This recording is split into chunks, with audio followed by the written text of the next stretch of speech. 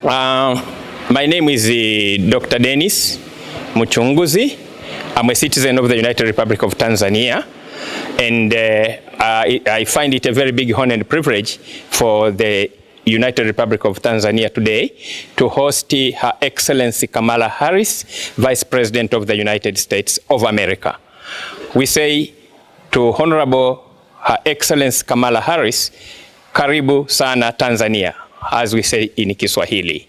The history of relationship, partnership and friendship between Tanzania and the United States of America goes back to many years back. In 1963, President Julius Nyerere was welcomed by President John F. Kennedy at the White House, and following other presidents who followed, cemented the relationships between America and Tanzania. So President Johnson, President Gerald Ford, President Richard Nixon, President Jimmy Carter, President Ronald Reagan, President George Bush Sr., President Bill Clinton, President George Bush Jr., President Barack Obama, President Donald Trump, and now President Joe Biden, all have been friends of the United Republic of Tanzania. We may recall that in 1977, when President Jimmy Carter was elected President of the United States of America, the first African president he invited to the White House was President Julius Kambarage Nyerere.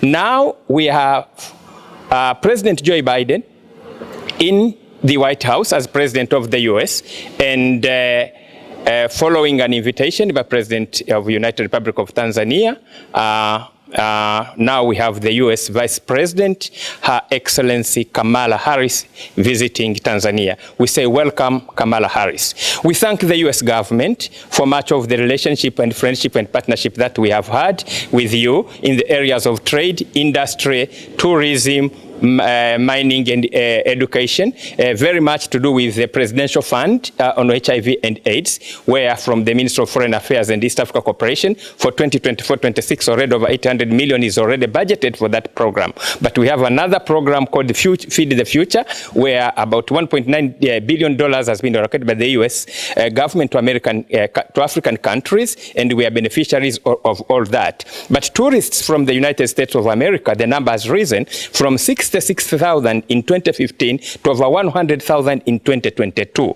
We have a program to feed children at school in Mara region, which started in 2010. Already over $67 million has already been committed to that, US dollars. And the 231 schools in Mara region with over 200,000 children have benefited from that. There is a lot of relationship between churches, religious institutions, the Catholics, the Protestants in Tanzania and the United States of America, and among individuals, among foundations, among non-government organizations, businesses. According to TIC, over 266 projects have been registered with TIC by American businesses in Tanzania, worth over 11 trillion Tanzanian shillings, according to the Ministry of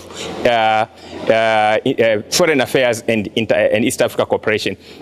So we find that we are friends, partners, and we have a lot of cooperation with the US. We say thanks very much to President Joe Biden and to the American people and to Kamala Harris, who is arriving in the country today. Naitwa Dr. Dennis Mchunguzi, ni Mtanzania, na kama Mtanzania ambaye nimefanikiwa kuweko Marekani katika nyanja nyingi, na nimepata bahati ya kuweko Marekani katika masuala mengi, katika miji ya Washington, Boston, Las Vegas, Minneapolis, Minnesota na sehemu nyingine.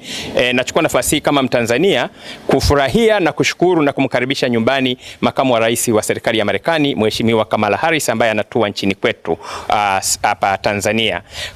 Uhusiano kati yetu na Marekani ni wa miaka mingi, toka wakati Rais John F. Kennedy alipomkaribisha Mwalimu Nyerere mwaka 63, na marais waliofuata baada ya pale wote, Rais Johnson, Rais Gerald Ford, Rais Nixon, Rais Jimmy Carter, Rais Reagan, Rais George Bush Sr., Rais Bill Clinton, Rais George Bush Jr., Rais Barack Obama, Rais Donald Trump, na sasa hivi Rais Joe Biden, wote wameendeleza ushirikiano kati yetu na serikali ya Marekani.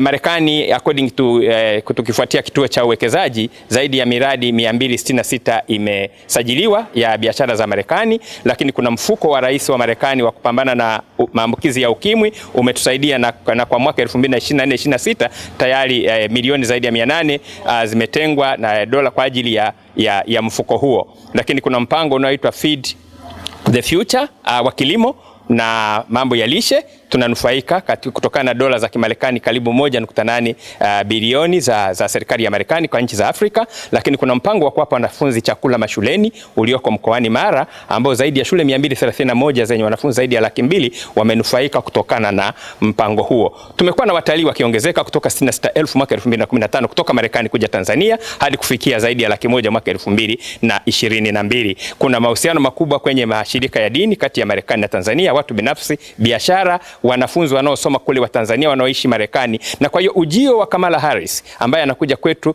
tunasema asante sana Dr. Samia Suluhu Hassan kwa kumpokea mgeni huyu. Tunafurahi kwa mgeni huyu, tunamkaribisha, tunasema karibu sana Tanzania.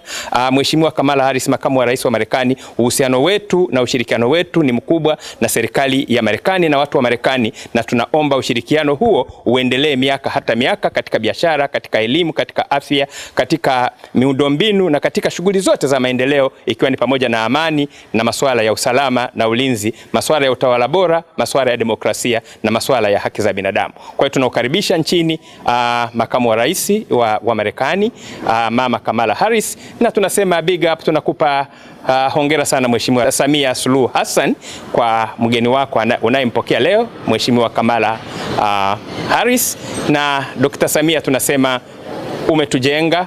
Royal Tour filamu ulizindulia Marekani na ni marafiki zetu, na tutaendelea kuwa na ushirikiano mkubwa na wa Marekani. Kwa hiyo tunasema Watanzania tujitokeze kwa wingi, tumpokee makamu wa rais wa Marekani na tufurahie undugu, urafiki na umoja na ushirikiano uliopo kati ya serikali na watu wa Marekani na serikali na watu wa Jamhuri ya Muungano wa Tanzania.